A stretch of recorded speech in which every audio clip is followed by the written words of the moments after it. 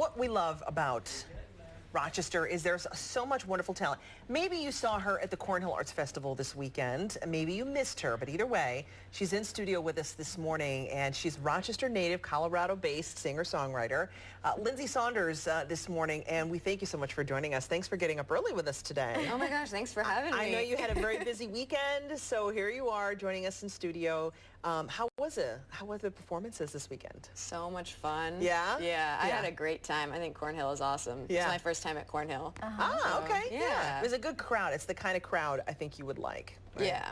So do you need to give some shout outs to some family back here first? I know you were young when you left, but I know you still have family back here, don't you? Yeah, I do. I have lots of aunts and uncles, and my grandma lives out here, which is cool. Yeah, So, that's good. So do you make it out here very often to see them, or is it once in a while with your tour schedule and you're probably very busy, you probably don't get out here as much as you like, right?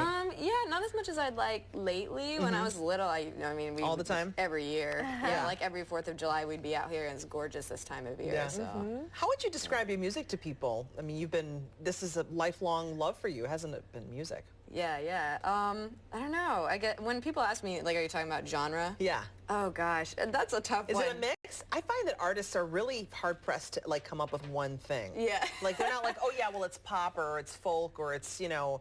Well, I think we don't want to be any one thing. Everything, yeah, we want to be like everything to everyone, which is That's impossible. a tall order, isn't it? Yeah, it is. But, yeah, I guess, I mean, I would say I'm pop, except that it's, you know, now pop, it has this reputation of being like electronic a lot of the time, and like a lot of virtual instruments, which I really like to stick with my acoustic guitar. Not that I, you know, wouldn't When did you pick outside. up a guitar first time? How old were you? I was like 12 years old. Yeah, Okay. so.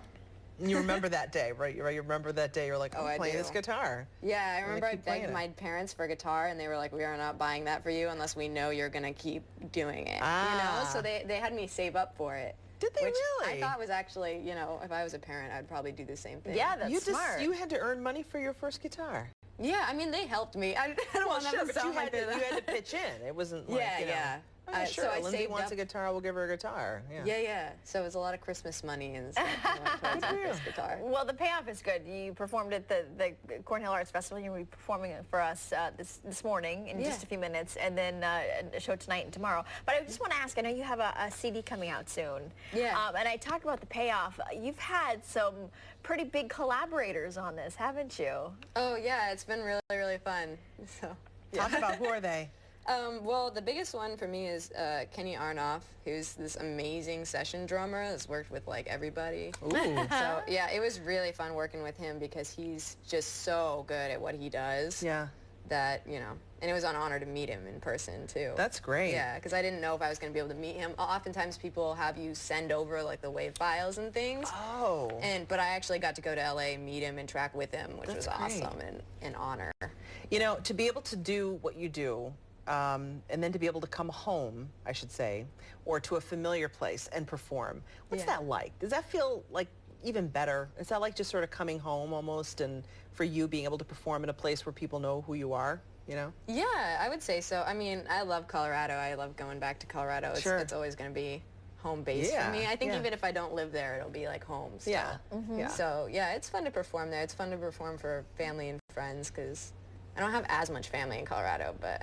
Right. I mean, like my parents live there. Okay. Yeah. All right. Well, that's pretty major, though. Yeah, I would say so. Your shows are at the Tango Cafe, Limoncello, and Spot Cafe, and they're let's see, they're today, right? Tonight. Actually, Tango Cafe was last night. Okay, right? so there's Limoncello tonight at 6:30, and then tomorrow night at Spot Cafe at 7:30. Yeah, Spot Cafe in Buffalo, though. Oh, okay.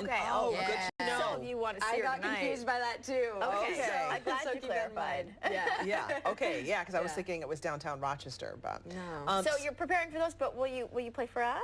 Okay. No, I won't play for you. I mean, absolutely not. You missed her at Cornhill. It's over. It's over. No. Lindsey's taking her guitar and she's out of here. Why don't we take a break? We'll get you all tuned up. Yeah. And then when we come back, she'll play for us. All right? And we'll go look at the forecast with meteorologist Marty Snyder letting us know how much warmer we'll get this week.